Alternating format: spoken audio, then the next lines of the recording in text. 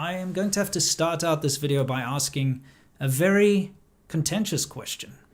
The question is this: are Chinese people weak, little, sensitive, blubbering babies?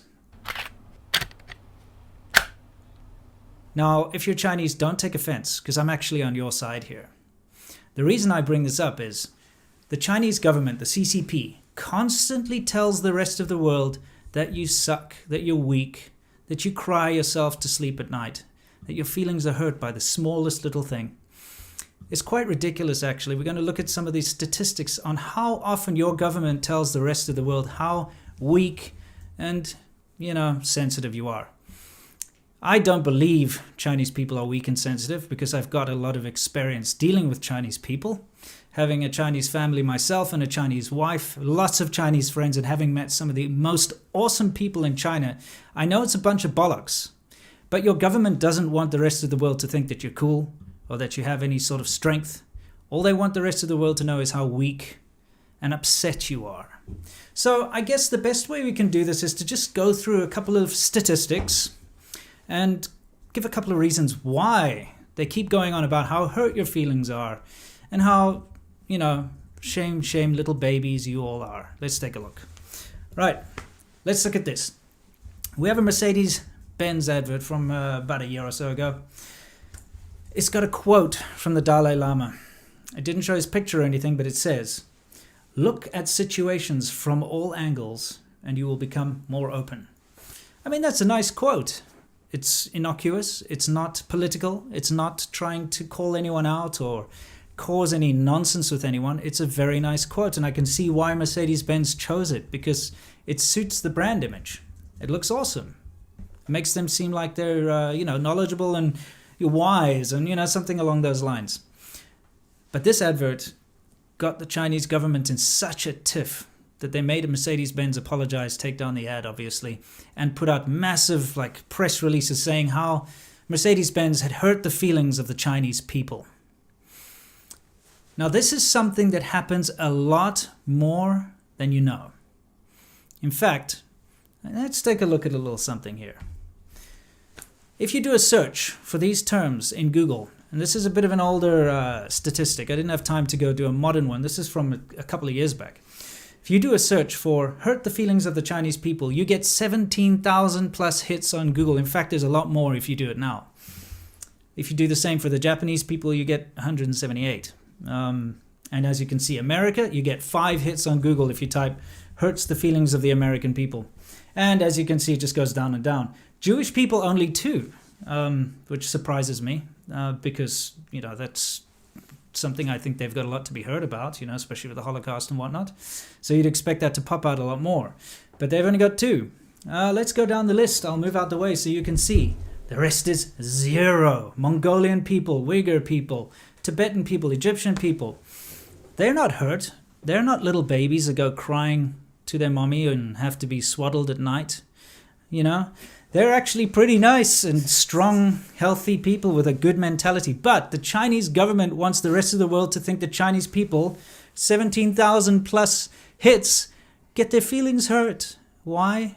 Because somebody has a Tibetan flag or somebody has a Taiwanese flag or says, you know what, Taiwan is a country. You got all this crap that happens every year.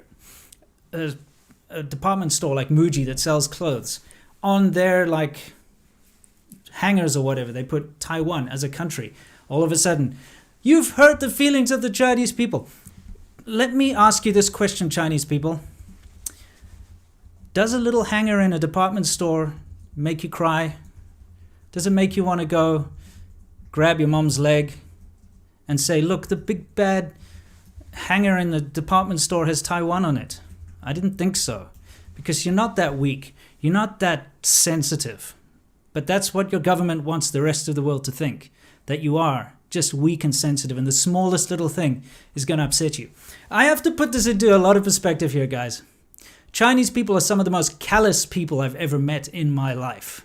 I've seen dogs being beaten to death and people just walking past as if nothing's wrong. I've seen people getting run over with their brains all over the pavement, and people sit and take photos. Their feelings aren't hurt. They don't get upset. They're some of the most callous and by, means of that, they're also, some of the least sensitive people in the world. All right? China's been through a lot.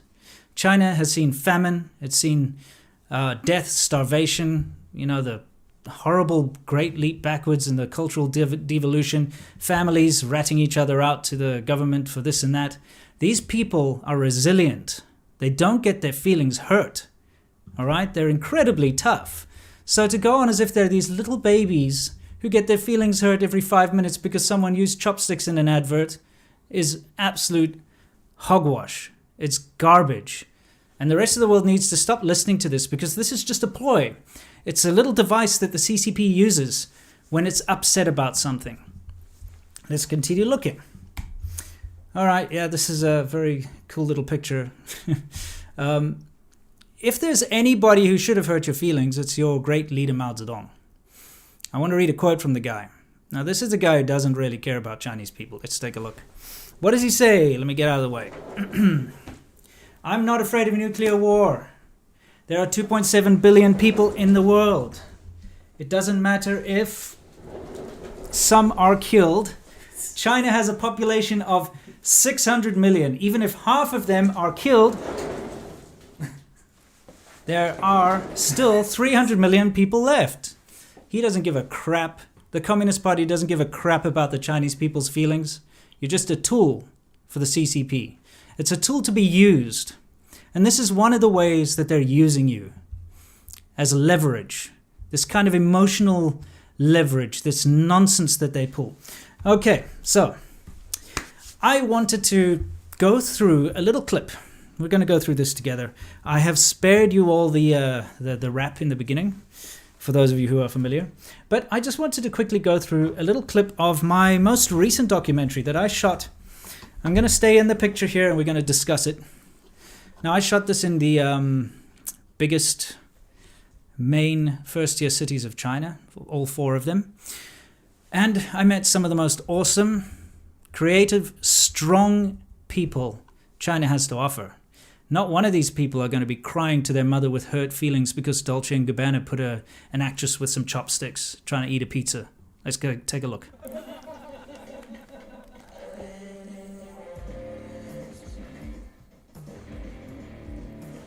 Okay, I would like to go back a little bit here, guys. Let's quickly just skip back to... Oh no, we can't hear that rap. It's not good for the ears. Here's my friend. Let's try and get... There's my friend Naomi. She's far from sensitive. She's very outspoken, very strong, very confident. And she's built herself an empire on her maker abilities and her gadgets and her personality and her very extroverted exterior. Let's put it that way. She's a fantastic person. She's a very good friend of mine. We've done a bunch of videos together. She doesn't go crying home if somebody does some funny little advert or something, or someone forgets to include Taiwan on a map. She's strong. She's not the kind of person whose feelings are hurt. Let's move on to the next.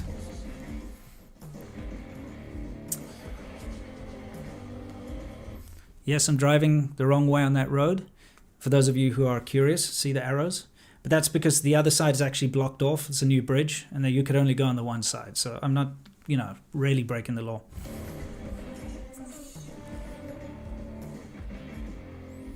Okay, this guy, Gulu, is... what you're seeing here is he takes sort of very risque naked photography around China. He's really on the bleeding edge because it's people like him that get clamped down on, people like him that get taken away by the government, warned, detained, censored, right?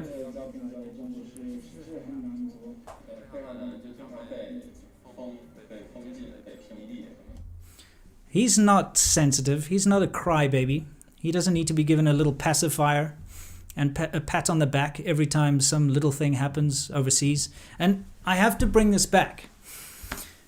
When these things happen, like that Mercedes Benz Dalai Lama ad, for instance, I'm just using that as an example, or say a university decides to interview or have a speech by some Uyghur person or by anyone or anything like a Taiwanese person or something, the mainland Chinese people don't get to read about it anyway. It gets censored. You are never ever allowed to see in Chinese media that the Dalai Lama visited XYZ university, or that this advert or this or that thing. It gets censored. It gets blocked immediately by the government censorship, and so the Chinese people can't even see it to get their feelings hurt in the first place. So it's all a bunch of nonsense. On top of that, it's English language mostly, and the majority of Chinese people that I know do not read English language news. Their English level's just not that good enough. They don't care about it. You've seen in my videos how insular Chinese people can be. If there's trouble around them, they don't step in to help. They just care about their little lives and their bubbles, and that's something that's quite common in society in China. They don't give a crap about an advert out there that's got a Taiwanese flag in it or something. They really don't. But of course the government tells the rest of the world that everyone's hurt because they're all so sensitive and they're little babies. And then they start to push the narrative hardcore in the local news and stuff in China. And that sometimes does lead to people getting upset. But it's only because the government's telling them to be upset. Anyway, let's move on. How do you not pause this? There we go.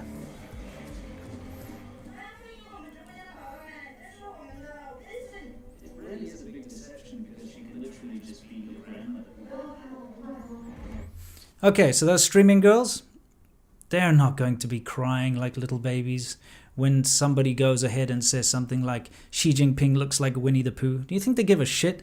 They're busy doing their live streams. They're busy earning their money because they got a hard life. They don't give a crap about stuff like that.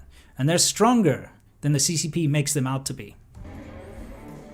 They're breeding infertile mosquitoes and then releasing them into the wild. These are our friends. They're going to help us rid the world of disease. Now, these guys, these scientists that I met, they're doing amazing things, trying to get rid of the rampant mosquito population and disease problems in Guangdong, which is a very tropical sort of environment, so it spreads around. They're doing good work. They don't go crying about hurt feelings. Oh, clutch my pearls. They don't give a crap.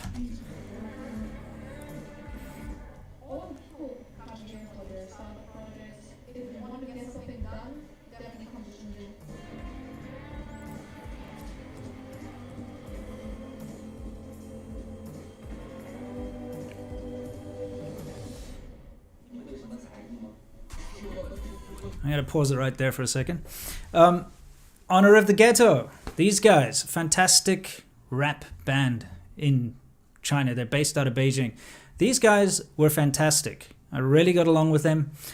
They complained a lot about the fact that they can't show their tattoos at live shows anymore. They have to cover it all up because of all the censorship that's going on these days. But these guys certainly don't give a crap about somebody over in some other university who wants to say, free Hong Kong or Hong Kong democracy. Do you think they care? No, they want to express themselves. They care about personal expression. These guys are awesome. They don't get their feelings hurt because they're stronger than that.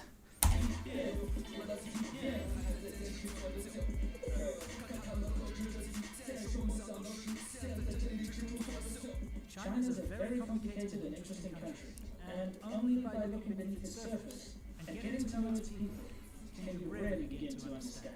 This is going to be in my future videos as well. 有些人的变呢，就是他必须要为了党人身而不是他自己。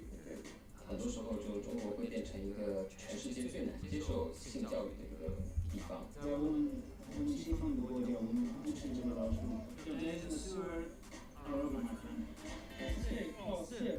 Yeah, okay.